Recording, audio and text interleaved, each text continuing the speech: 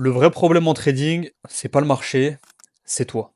Ouais, je sais, c'est pas super agréable à entendre, mais si t'as l'honnêteté de te regarder dans le miroir, tu verras que c'est pas une question de mentor, c'est pas une question de stratégie, c'est pas une question de règles de propre firme, c'est juste que tu navigues sans carte, sans boussole, t'es au milieu de l'océan sans savoir nager, et tu te rends compte qu'autour de toi, il y a plein de requins qui veulent te bouffer. Beaucoup de traders se perdent dans un labyrinthe de vidéos, de formations, de techniques révolutionnaires.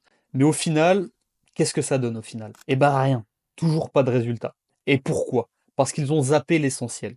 Un plan solide, un truc clair, structuré, testé, un vrai système, et pas une suite d'actions que tu fais un petit peu au feeling. Parce que le chemin le plus facile pour commencer à gagner en trading, bah, c'est de commencer à arrêter de perdre. Et les comptes cramés, c'est souvent la faute à deux choses. La première chose, c'est une mauvaise gestion du risque. Tu mises gros, donc forcément tu sautes très vite. Et deux, trop de trades sans réel avantage. Tu trades tout, partout, tout le temps. Donc ça n'a plus aucun sens. Et au final, t'as pas besoin d'un diplôme maths sup ou d'avoir fait l'ENA pour comprendre tout ça. Juste un petit peu d'humilité. Pour résoudre le problème numéro un au niveau du risque, c'est très facile à gérer. Tu risques 1% par position, tu mets un stop loss clair, t'évites de cliquer comme si t'étais en train de jouer à Candy Crush, et déjà là, juste en faisant ces trois petites actions, tu fais déjà partie des 10% qui survivront plus d'un an. Parce que ça, c'est pas le nerf de la guerre. Le nerf de la guerre, c'est la chose suivante. La majorité se plante sur la qualité des trades. Tu rentres en position pour de mauvaises raisons. Un indicateur qui clignote, un pressentiment, une bougie verte qui te fait de l'œil, et bam, tu rentres directement dans un trade. Enfin, tu joues plutôt que tu ne trades. Parce que tu prends ton trading comme un jeu. Un avantage en trading, un edge, c'est pas de la magie. C'est juste un avantage statistique. C'est comme compter les cartes au blackjack, au casino. Tu gagnes pas à tous les coups, mais tu sais que les chances sont de ton côté. Et tu frappes à ce moment-là. Pas avant, pas après. À ce moment-là. Et pour construire ce fameux edge, tu dois te poser les bonnes questions.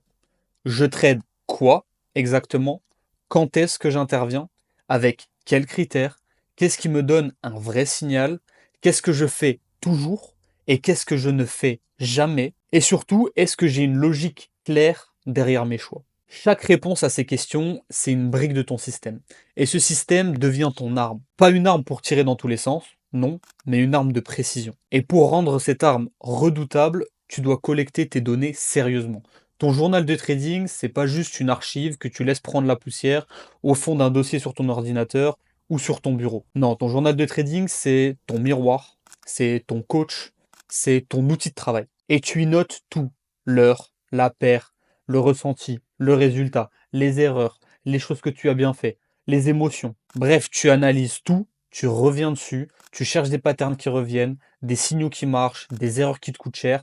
Et là, à ce moment-là, quand tu commences à faire ça, c'est maintenant que tu commences à devenir un trader dangereux. Prenons un exemple.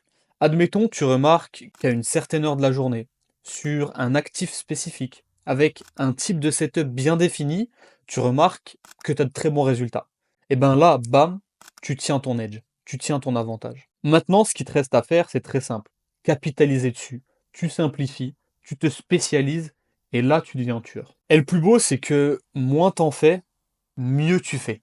Tu retires le bruit, tu gardes uniquement l'essentiel. Comme un chef étoilé qui met que 3 ingrédients dans son plat, mais les 3 ingrédients, c'est les meilleurs. C'est la crème de la crème. Alors, et la psychologie dans tout ça? Oui, ça compte. Forcément, je vais pas dire le contraire.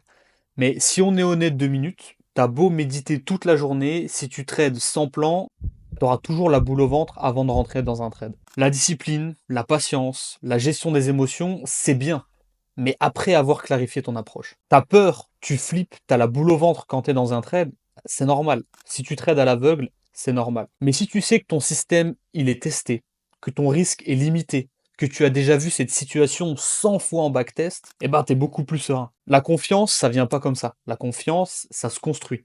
Ça vient d'un historique, ça vient de ton expérience. Donc, tu veux une stabilité mentale, bah, c'est très bien, mais commence par créer de la stabilité dans tes actions. Parce que pas de règle égale confusion, confusion égale stress, stress égale décision foireuse. Et c'est ça le cercle vicieux. Donc, en résumé, tu veux devenir rentable, commence par te comporter comme quelqu'un qui le mérite. Arrête de chercher la stratégie miracle et commence à construire la tienne. Teste-la, note tout, améliore, simplifie, exécute, affine. Ça prend du temps, c'est pas glamour, c'est pas instantané, c'est pas sexy. Je suis désolé, mais c'est le seul chemin qui mène quelque part. Et surtout, ne te demande pas est-ce que ça va marcher pour moi. Demande-toi plutôt est-ce que actuellement je suis en train d'agir comme quelqu'un pour qui ça peut marcher. Parce qu'au fond, la réussite en trading, elle n'est pas inaccessible. Elle est juste totalement incompatible avec l'amateurisme.